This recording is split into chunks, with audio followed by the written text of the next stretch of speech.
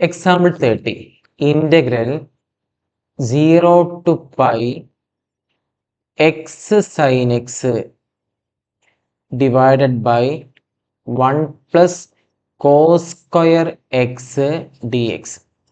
ഒരുപാട് പ്രോപ്പർട്ടിയിലൂടെ സോൾവ് ചെയ്യുന്ന ഒരു ക്വസ്റ്റ്യൻ ആണ്. നമുക്ക് ഓരോന്നായിട്ട് ചെയ്ത് നോക്കാം. ഫസ്റ്റ് ഇവിടെ അപ്ലൈ ചെയ്യേണ്ട property integral 0 to a f of x dx. എന്തായിരുന്നു? അവിടെ എക്സിനെ റീപ്ലേസ് ചെയ്തിട്ട് എന്ത് കൊടുക്കാൻ പറ്റും? a മൈനസ് എക്സ് കൊടുക്കാൻ പറ്റും. So same 0 to a f of എക്സിന് പകരം എന്തായിരിക്കും? a minus x d X. അപ്പൊ ഇവിടെ എയുടെ പ്ലേസിൽ ആരാണ് വന്നിട്ടുള്ളത്? പൈ. അപ്പൊ ഇനി ഇവിടെ എക്സിനെ റീപ്ലേസ് ചെയ്തിട്ട് എന്താണ് കൊടുക്കാൻ പോകുന്നത്? Pi minus x. That's equal to 0 to pi എക്സിന്റെ പ്ലേസിൽ എന്ത് വരും? Pi minus x into sine again pi minus x divided by 1 plus cos square again pi minus x d x. Okay, ഇനി ഇവിടെ sine pi minus x, cos pi minus x, ഇതിനെ രണ്ടിനെയും simplify ചെയ്യാൻ അറിയണം. Sine pi minus x cos pi minus x, cos pi minus x. Okay, sine pi minus X, sine pi minus x second ക്വാഡ്രന്റിലാണ്, അവിടെ sine positive ആണ്. Then plus sine x, നമ്മൾ +1 ട്രിഗ്നോമെട്രിയിൽ പഠിച്ച കാര്യമാണ്. പൈ ആകുമ്പോൾ സൈന് സൈനായിട്ട് തന്നെ ഉണ്ടാകും, കോസ് ആണെങ്കിൽ കോസ് ആയിട്ട് തന്നെ ഉണ്ടാകും. സൈന് മാത്രം ശ്രദ്ധിച്ചാൽ മതി എന്നുള്ളത്. Again cos pi minus x, അത് സെക്കൻഡ് ക്വാഡ്രന്റിൽ കോസ് നെഗറ്റീവ് ആണ്, അപ്പോൾ മൈനസ് കോസ് എക്സ് ആയിരിക്കും. എന്നാൽ ഇവിടെ സ്ക്വയർ വന്നതുകൊണ്ട് തന്നെ ഇതെന്തായി മാറും?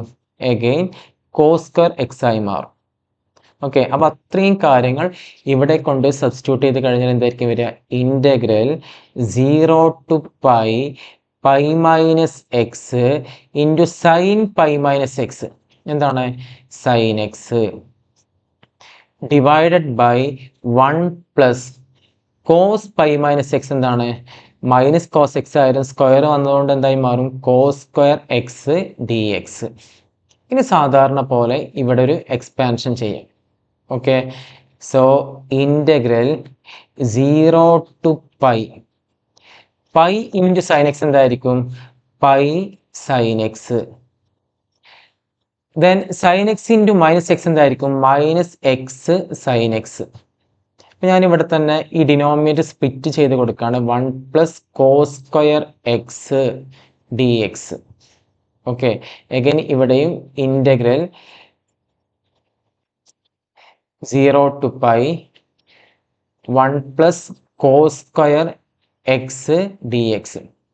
ഇനി നോക്കൂ, ഇതായിരുന്നില്ലേ നമ്മുടെ ഐ, അല്ലെ? ഇതിനെയാണ് ഇന്റഗ്രേറ്റ് ചെയ്യാനുണ്ടായിരുന്നത്. Integral 0 to pi x sine x divided by 1 plus cos square x. Same I തന്നെയല്ലേ ഇവിടെ വന്നത്? X sine x divided by 1 plus cos square X.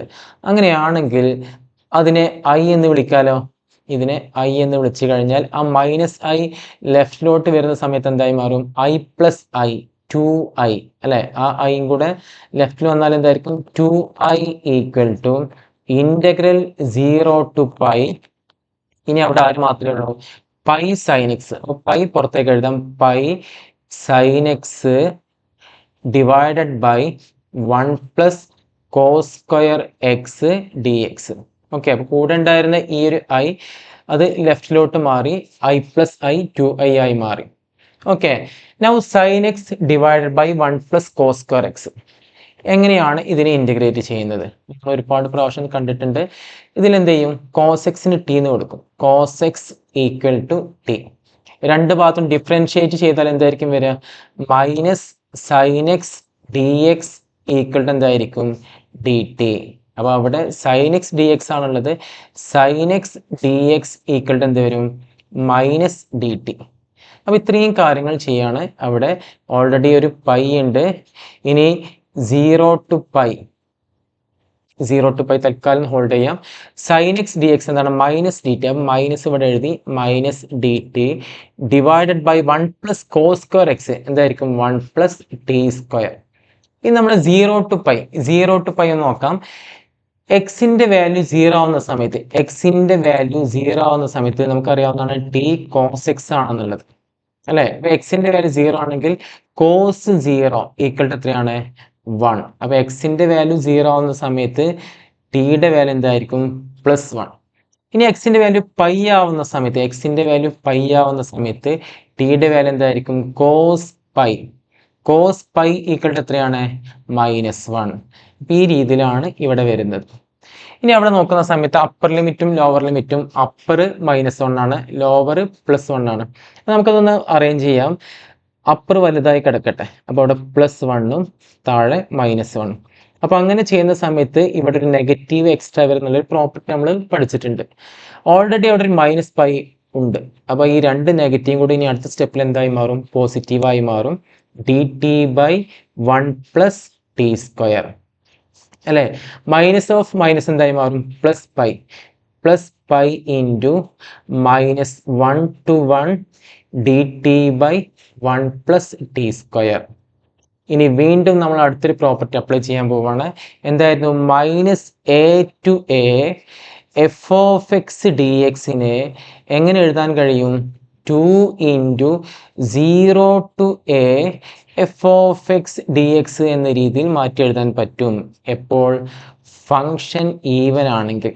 ഇവിടുത്തെ ഫംഗ്ഷൻ ഈവൻ അല്ലേ, 1/1 + t²ഉം 1/1 + -t² ചെയ്താലും സെയിം ആയിരിക്കും. അതുകൊണ്ട് തന്നെ ഇവിടെ ഫംഗ്ഷൻ എന്താണ് ഈവൻ ആണ്. അപ്പോൾ അവിടെ നമുക്ക് എന്ത് ചെയ്യാൻ കഴിയും ഈ ഒരു പ്രോപ്പർട്ടി അപ്ലൈ ചെയ്യാൻ കഴിയും. Okay 1/1 + t². ഇതാണ് f(t). ഇനി അവിടെ നെഗറ്റീവ് കൊടുത്തു കഴിഞ്ഞാൽ എന്തായിരിക്കും വരിക f(+t) ആണെങ്കിൽ f(-t) ചെയ്താൽ എന്തായിരിക്കും വരിക 1/1 + -t² ഈക്വൽ ടു എന്താണ് 1/1 + t². സെയിം അല്ലേ. അപ്പൊ ഇതൊരു ഈവൻ ഫംഗ്ഷൻ ആണ്. ഈവൻ ഫംഗ്ഷൻ എന്താണെന്നൊക്കെ നമ്മൾ സ്റ്റാർട്ടിൽ പറഞ്ഞിട്ടുണ്ടായിരുന്നു. അങ്ങനെയാണെങ്കിൽ ഇതിനെ എങ്ങനെ എഴുതാൻ പറ്റും π ഇൻറ്റു ഓൾറെഡി ഉള്ള π then into 2 0 to 1 dt/1 + t². ഇനി നമ്മളിത് സ്ഥിരം കാണുന്ന റിസൾട്ടാണ് 1/1 + x² dx. എന്താണ് tan ഇൻവേഴ്സ് എക്സ്. അപ്പോൾ എന്ത് വരും 2π ഇൻറ്റു tan ഇൻവേഴ്സ് എക്സ് അല്ല ഇവിടെ tan ഇൻവേഴ്സ് t അല്ലേ. tan inverse t upper limit 1 lower limit 0. So 2π into tan inverse 1 minus tan inverse 0. Okay അങ്ങനെ 2i equal to 2π into tan inverse 1 minus tan inverse 0 എന്ന് കിട്ടി. നമുക്ക് ഈ 2ഉം കൂടെ cancel ചെയ്ത് കഴിഞ്ഞാൽ i equal to π into tan inverse 1 എന്താണ് π/4 minus tan inverse 0 എന്താണ് 0. ഇനി ഇതൊന്ന് മൾട്ടിപ്ലൈ ചെയ്താൽ എന്തായിരിക്കും വരിക i ഈക്വൽ ടു π²/4. ഇതാണ് ഇവിടുത്തെ റിസൾട്ട്.